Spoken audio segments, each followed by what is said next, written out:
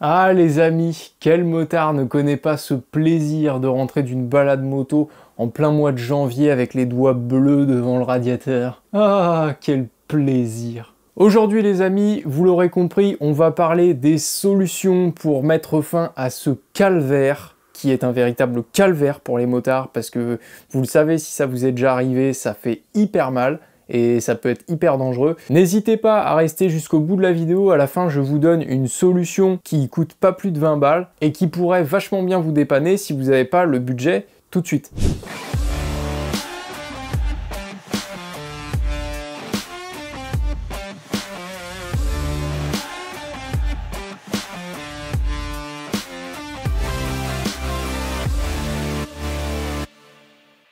Alors avant de parler de solutions, on va parler un petit peu d'abord de ce qu'est une engelure, qui est le meilleur ami du motard en hiver, et de ses conséquences. Alors ici, on va parler engelure superficielle, bien sûr. Bien sûr, il y a des cas qui sont beaucoup plus graves. Par exemple, si vous êtes au nord de la Finlande ou dans des pays où il fait vraiment très froid, voilà, moi je m'adresse à la francophonie, nos grands froids ici c'est moins 5, moins 10, moins 15 degrés maximum dans l'est de la France, mais on parle souvent chez nous d'engelure superficielle. Donc les membres les plus exposés chez nous, c'est bien sûr les mains, mais aussi les pieds. Pourquoi les mains? Parce que déjà au niveau du corps humain, c'est en bout de ligne en fait, donc au niveau circulation sanguine forcément ça va être le dernier membre asservi. Donc c'est celui qui va se refroidir le plus rapidement. Deuxième facteur, c'est que vous avez, quand vous conduisez une moto, les mains en avant, et donc vous avez souvent vos mains qui sont en plein dans le vent, hors des protections, et ça, c'est mortel. Donc les premiers symptômes, au-delà du fait que tu te cailles, c'est que tu vas sentir des picotements dans le bout de tes doigts, qui vont commencer à être très désagréables. Puis petit à petit, ça va se transformer en des engourdissements. Et là, on va arriver sur la chose la plus problématique car elle va grandement augmenter la préhension des mouvements des doigts et des mains en général. Et comme tu le sais si bien, sur une moto, le frein principal étant le frein avant, et il s'actionne avec les mains et plus précisément avec les doigts, ça peut être un sérieux problème car si vous devez faire un freinage d'urgence très rapide et que vos mains sont grandement engourdies, vous pouvez aller jusqu'à 1, 2, voire 3 secondes de temps de préhension supplémentaire pour choper votre levier. Et ça peut être très dangereux, je vous fais pas de dessin. Et en fait, ce qui se passe tout simplement là-dedans, c'est que ton corps, il n'est pas censé être une température aussi basse, et au niveau de tes vaisseaux et de tes veines, en fait, tout va se rétracter. Donc déjà, il y a moins de sang qui peut passer, mais en plus de ça, comme tout liquide, plus on va refroidir le liquide, et plus il va devenir, en fait, visqueux, il va s'épaissir. Alors, combiner des veines et des vaisseaux qui sont en train de se rétracter, et un sang qui est en train de s'épaissir, et vous avez... Qu'est-ce que c'est que ce pays ? Un sérieux manque de circulation sanguine et donc des picotements, des engourdissements, et ça peut aller jusqu'à vraiment ne plus sentir vos mains et ne plus pouvoir bouger du tout, qui peut être ultra dangereux. Et là, si t'es un motard qui a roulé un petit peu en hiver, tu sais que à ce moment-là, t'as tes doigts que tu sens plus, qui sont engourdis, tu rentres à la maison, t'es bien content de rentrer, c'est loin d'être terminé, ce n'est que le début. C'est quand tu vas réchauffer tes doigts que ça va être le pire. Parce que là, le moment où tu vas mettre tes mains à réchauffer, petit à petit, ton sang va recirculer normalement. Et au niveau nerveux, si tu veux, ton corps, il n'a pas trop capté le truc. Donc quand ça va se remettre en route, ça va se traduire par des douleurs qui sont assez violentes et qui sont assez caractéristiques. En général, voilà, un motard qui est en train de couiner devant le radiateur en plein hiver, faut pas aller l'emmerder tout de suite. Parce que là, à ce moment-là, on se sent vivant, on est fier d'être motard, il faut nous laisser dans notre merde.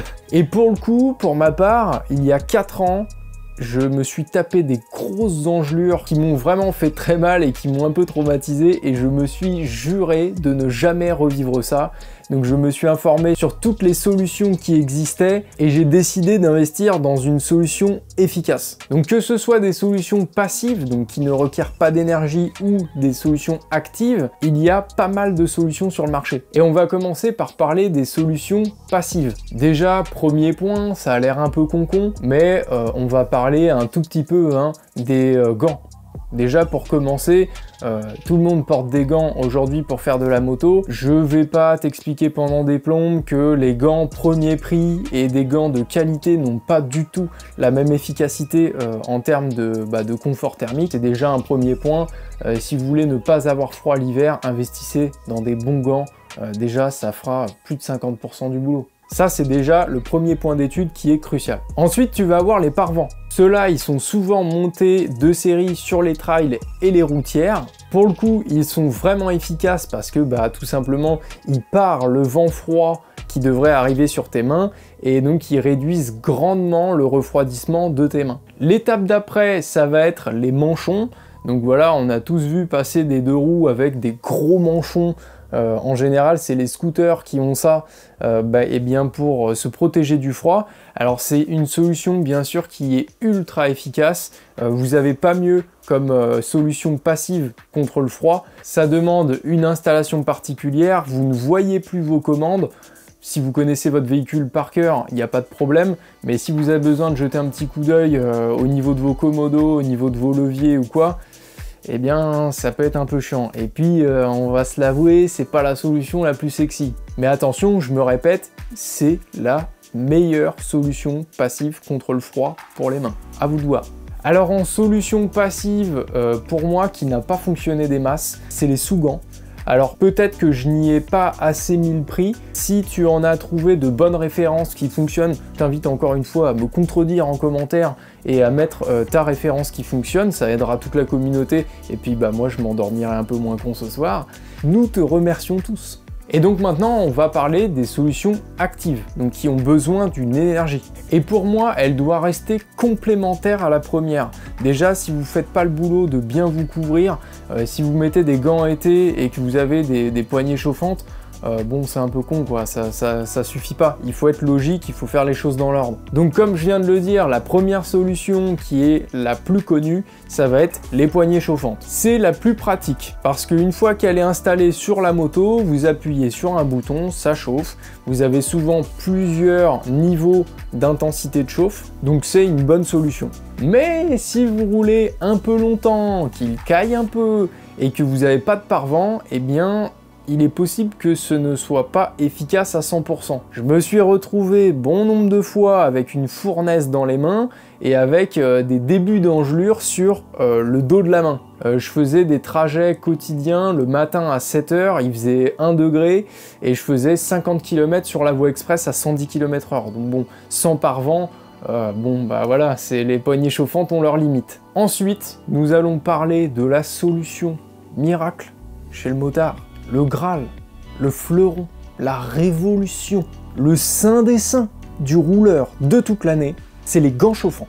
Et là, si je te le dis avec un peu d'énervement comme ça, c'est parce que je regrette de ne pas en avoir acheté avant. Franchement, j'en ai tellement chié devant des radiateurs, que ce soit au boulot ou en rentrant le soir à la maison, que quand j'ai acheté les gants, j'étais hyper content.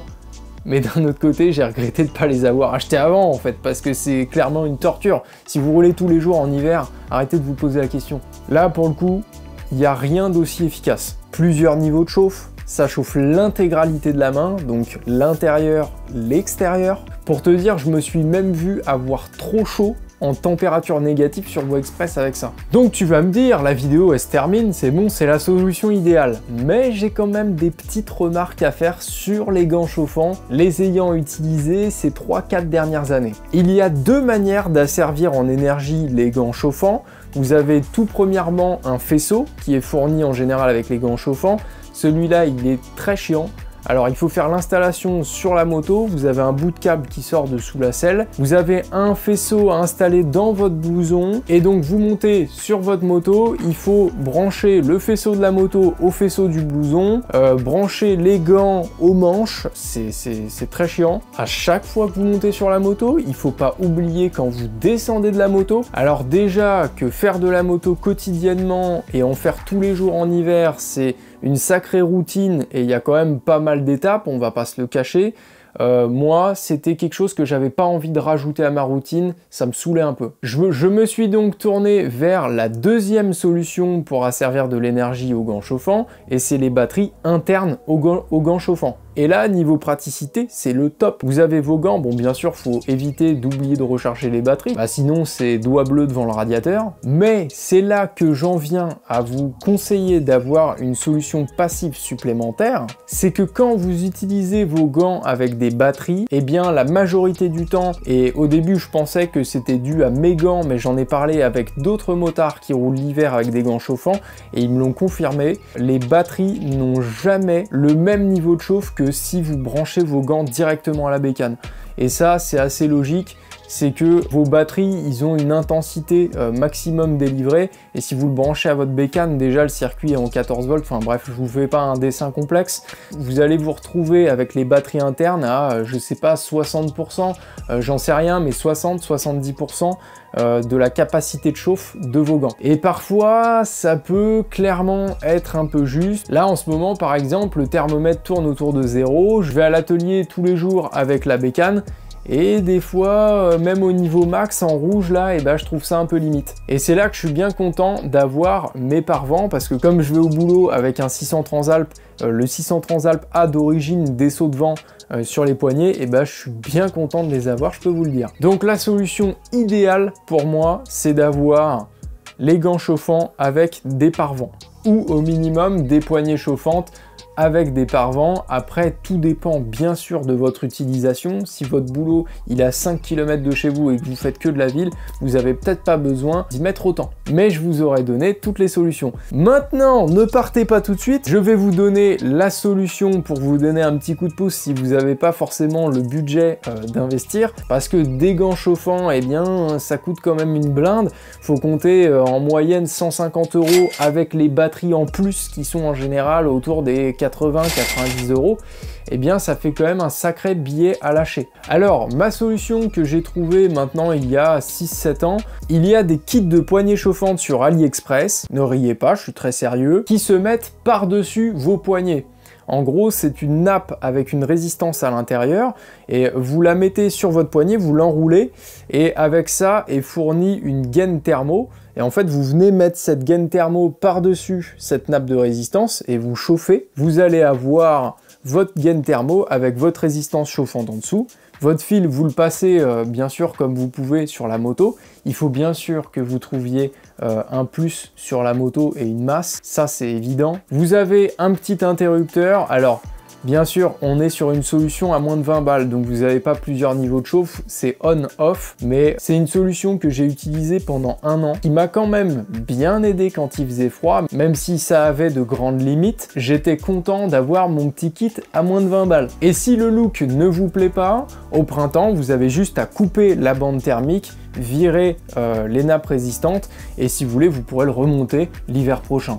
Ça peut être une solution d'appoint temporaire qui peut être efficace. Et voilà, je pense qu'on a fait le tour du sujet. J'espère vous avoir aidé à trouver la solution pour épargner vos petits doigts pour l'hiver. Si la vidéo vous a plu, comme d'habitude, je vous invite à me lâcher un petit like pour me soutenir, mais surtout vous abonner et à mettre la cloche de notification, vous vous rendez pas compte à quel point ça m'aide. Et sur ce, les amis, je vous dis à la prochaine pour de nouvelles vidéos. C'était West Motorcycles. Ciao, ciao.